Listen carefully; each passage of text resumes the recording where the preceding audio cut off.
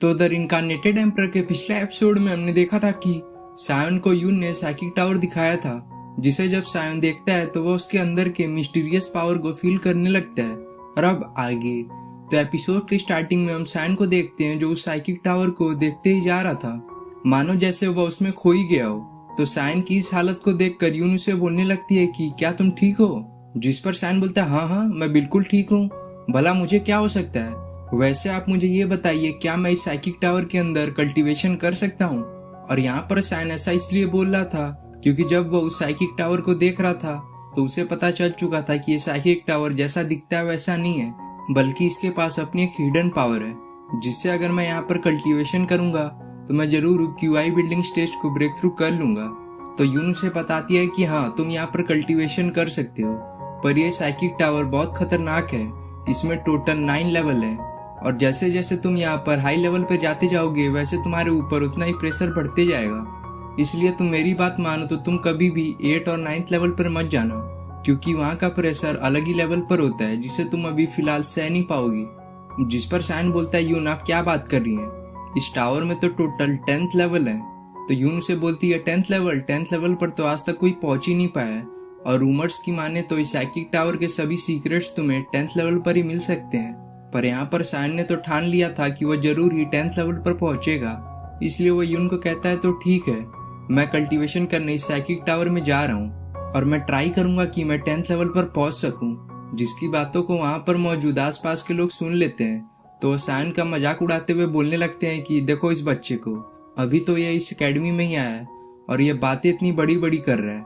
जो बोलकर वह लोग सायन पर हंसने लगते हैं, जिनकी बातों पर ध्यान ना देकर सायन उस टावर की ओर बढ़ने लगता है और अपने मन में सोचता है कि भले ही बाकी लोग 10th लेवल पर ना पहुंच सके, पर जरूरी नहीं है कि मैं भी ना पहुंच सकूं। जो बोलकर वो उस साइकिक टावर में एंटर कर जाता है।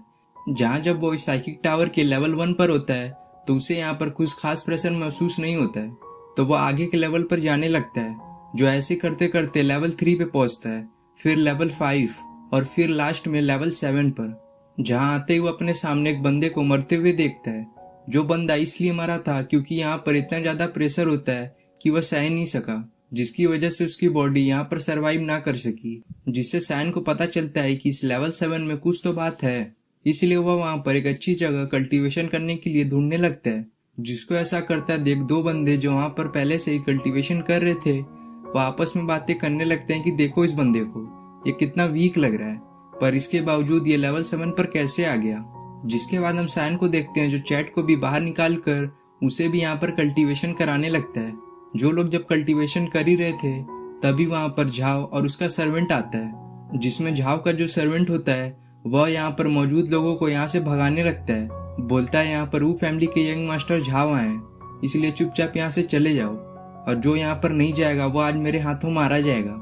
जो बोलकर वह कई सारे स्टूडेंट जो वहाँ पर कल्टीवेशन कर रहे थे उन सभी को लातों घूसों से मारकर वहाँ से भगाने लगता है। जिसको ऐसा करता देख चैट देख लेता है, तो वह तुरंत ही झाव के सर्वेंट पर अटैक करके उसके फेस पर पंजा अटैक कर देता है, जिससे झाव का सर्वेंट गुस्सा होकर चैट को जान से मारने के लिए बढ़ता है। लेकिन जब चैट सायन के पास रुक जाता है तो वह बोलने लगता है ओ बच्चे, अपना ये पेट मुझे दे दो, इसने मुझ पर आज अटैक किया है। और वह यहाँ पर सायन को इसलिए नहीं पहचान पा रहा था क्योंकि यहाँ पर हर एक लेवल पर बहुत ज्यादा फॉग होता है, जिसकी वजह से ही झाव का सर्वेंट सायन को देख नहीं पा रहा था। तो सायन खड़े होते हुए झाव के सर्वेंट को बोलने लगता है अच्छा, तो तुम मेरे पेट को मेरे ही सामने मारना चाहते हो, क्या तुम भूल गए तुम्हारे मास्टर को मैंने कैसे कंपटीशन में हराया था। जिसकी बातों से झाव का सर्वेंट समझ जाता है कि ये जरूरी सायन है, इसीलिए वो अपने मास्टर को आवाज लगाता है। तो झाव आते हुए सायन को बोलने लगता है कि वहां पर तो तुम्हारी अच्छी किस्मत थी, क्योंकि वहां पर डिंसू मौजूद थे जिनके सामने मैं तुम्हें कुछ कर नहीं पाया, पर यहाँ पर तो तुम्हें बचाने वाला कोई भी नहीं है। जो बोलकर झाव अपने सर्वेंट से सायन पर अटैक करने का ऑर्डर दे देता है, जिस पर झाव का सर्वेंट सायन के पास जाकर उसे बोलने लगता है कि अगर आज तुम मेरे मास्टर के सामने घुटने के बल बैठकर उनसे अपने गलतियों का माफी मांगोगे तो मैं तुम्हें आज जान से नहीं मारूंगा। जो बोलकर झाव का सर्वेंट सायन पर प्रेशर डालने लगता है, पर यहाँ पर तो सायन को इससे कुछ असर ही नहीं पड़ता, उल्टा सायन उसे पंच मारकर पीछे भेज देता है। जिसके साथ ही सायन अपने फास्ट मूवमेंट का यूज कर झाव के सर्वेंट के पास जाकर उसे कई सारे पंचेस मारकर वहीं पर बेहोश कर देता है। तो अपने सर्वेंट की इस हालत को देखकर झाव तुरंत ही सायन पर अटैक कर देता है, पर इसके लिए सैन पहले से ही तैयार था, तो वह झाओ के अटैक को काउंटर अटैक करता है। जिन दो लोगों के अटैक के टकराने के इम्पैक्ट से वहां पर पावरफुल ऑरा रिलीज होने लगता है। पर लास्ट में सैन अपने फायर यूनिकॉर्न बीस्ट को समन करके झाओ को पीछे भेज देता है, जिसकी वजह से झाओ के मुंह से अब ब्लड बाहर आने लगता है। तो झाओ बोलता है, अच्छा बच्चे, लगता है मैंने तुम्हें हल्के में लिया था, तो ठीक है। जो बोलकर वो अपने एक स्पिरिट टूल को बाहर निकालता है। जो स्पिरिट टूल जब वो फायर यूनिकॉर्न बीस्ट झाओ पर अटैक करता है तो वह उसे प्रोटेक्ट करता है। और यहाँ पर ये स्पिरिट टूल इतना पावरफुल होता है कि लास्ट में जब वो फायर यूनिकॉर्न अपनी पूरी पावर से झाओ पर अटैक करने को बढ़ता है तो वह स्पिरिट टूल बीच में आकर झाओ को उसे बचा लेता है, जिसके कारण अब वह बीस्ट वहां से गायब हो जाता है। तो झाओ बोलने लगता है, बस बच्चे, तुम्हें इतना ही दम था।